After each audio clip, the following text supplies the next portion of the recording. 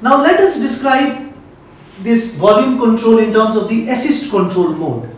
And let us take the same example of a tidal volume of 500 ml, a respiratory rate of 10, and I which is 1:2 or an I time of 2 seconds. But now the patient is breathing at a respiratory rate of 15 per minute. We told that the ventilator allows the patient to breathe at a rate which is set more than the ventilator. So here it is breathing at 15 per minute. What happens? Because of the respiratory rate of 15, the breath cycle is now of only 4 seconds. Now something has to be compromised, either the inspiratory time or the expiratory time, to accommodate greater number of breaths in the same amount of time. Let us take this example. Here the breath cycle would be of 4 seconds. With an I ratio of 1:2, this would mean an inspiratory time of roughly 1.33 seconds and an expiratory time of 2.66 seconds. Does it happen this way? It doesn't.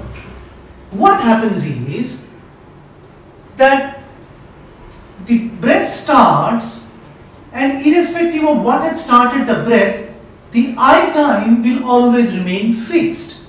For our example, we had set an I time of 2 seconds. So once the breath starts, for the first 2 seconds, the inspiration will continue no matter what, and then the breath will cycle. Since 2 seconds are already gone, we have only 2 more seconds for the expiration to complete, and this is what actually happens in an assist control mode, that the expiratory phase becomes shorter to accommodate a new breath. Now this breath is starting before the 6 seconds time interval which we had set. So what had triggered the breath? The answer is the trigger bars registered on the ventilator by an effort made by the patient. So in an assist control mode, the cycling of the breath is still by time, which is to say the inspiratory time is always fixed, irrespective of what the respiratory rate the patient takes, but the expiratory time becomes variable.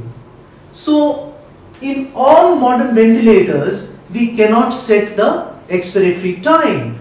So in assist control mode, the breath can be triggered either by time, which is when the patient makes no effort, or it could be by the patient who makes an effort at inspiration, which is registered by the ventilator, and an inspiration starts. But once the inspiration starts, in a control mode, it is going to continue for a particular period of time, because cycling in a control mode is always by time. So the inspiration will continue for the amount which you had fixed, and then the breath will go into the expiratory phase. The expiratory phase, if there is no effort made by the patient, will be as we have set.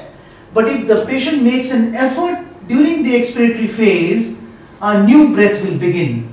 But once it begins, it will continue for another 2 seconds.